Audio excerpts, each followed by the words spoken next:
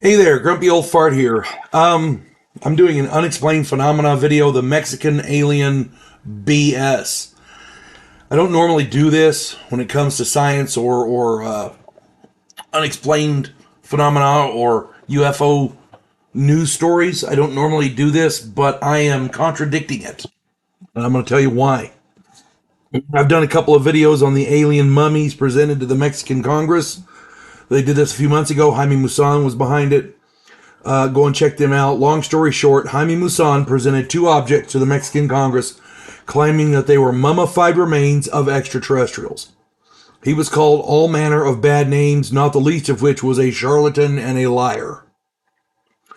Maussan went and got more than a dozen professionals, professors, and the like from some very prestigious, from at least one very prestigious university in Mexico. Might have been another country. Anyway, he got some professionals to examine them and make a determination, and more than 10 of them signed a letter saying that the bodies were all natural and had not been tampered with. They were natural beings with some serious anomalies, like no lungs, and they had implants. One was pregnant with eggs. I mean, go check out the videos. You'll see what I'm talking about. That was a pretty bold statement. Signing that letter put their professional reputations and their careers on the line. These folks are serious professionals, okay? Now there's an archaeologist who says that the mummies are just dolls made of animal bones and held together with some kind of glue. Honestly, how fucking stupid is this? They took DNA. They had doctors come in and take DNA, and nobody noticed they were dolls. Nobody noticed that they were fabricated with glue. Nobody noticed. Really? Really? If this one archaeologist is correct, that means that Jaime Maussan and all of the people who signed that letter and the doctors who took the DNA from the mummies are either idiots or scammers. Either way, all of them, their careers are done. This one archaeologist, if he's correct, they're all done. They'll never ever be able to say anything with an ounce of credibility in their lives.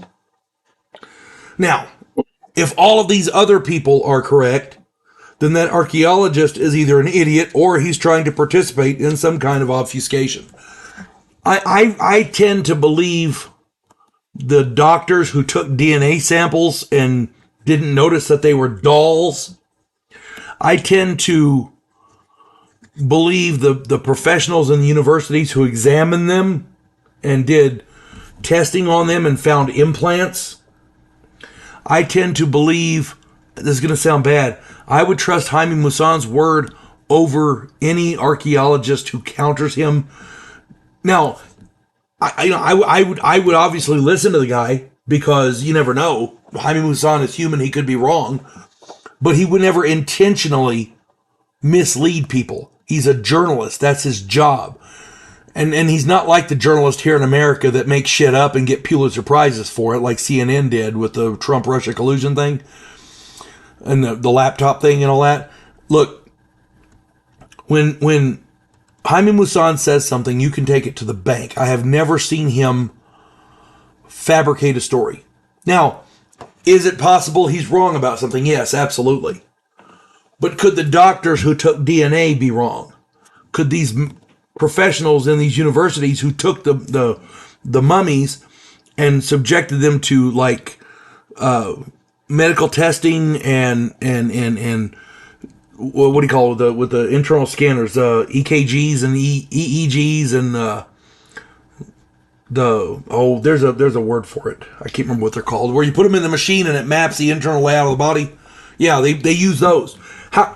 Nobody noticed they were dolls made with animal bones and glue? That's fucking stupid. It's fucking stupid. I've seen the stuff. I would trust Jaime Maussan more than any other probably more than any other journalist in the world. There's very few journalists I trust, and Jaime Maussan is one of them.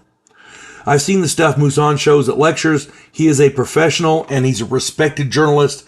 His stuff is pretty compelling. The folks who signed the letter risked everything to do it. This is not to be taken lightly. I don't know what this archaeologist is doing. he's either spitballing and making a joke out of it, which means he has not seen the mummies, or he's helping the government to cover stuff up. The only other explanation I can think of there would be if all of these other people who put their careers on the line by signing that letter are all participating in a hoax, which I find highly, highly doubtful. I'm sorry, if you're a doctor and somebody asks you to test DNA, you don't take the sample without getting a rundown of the patient. You don't do it. I used to work in a lab. I understand. I'm not a doctor and I'm not a medical professional. I did not operate in the lab, but I used to work in that lab and I saw how they function, the conditions that they had and everything. If it was fake, they would have known. The people doing the DNA would have known. I'm just saying. It's stupid. These are not dolls made with animal bones and glue. It's freaking stupid. Ay, ay, ay. But that's the kind of stuff you have to put up with when you investigate UFOs, I guess. Hope this finds everybody well. And if you have your own comments, please put them down there. I'd love to read them. You folks have a good one. God bless one and all. UFOlogist, a scientific representative of a pacifist race called the Gandhiri, is sent away as an exchange officer. His objective, to learn the one skill his species never developed, to fight.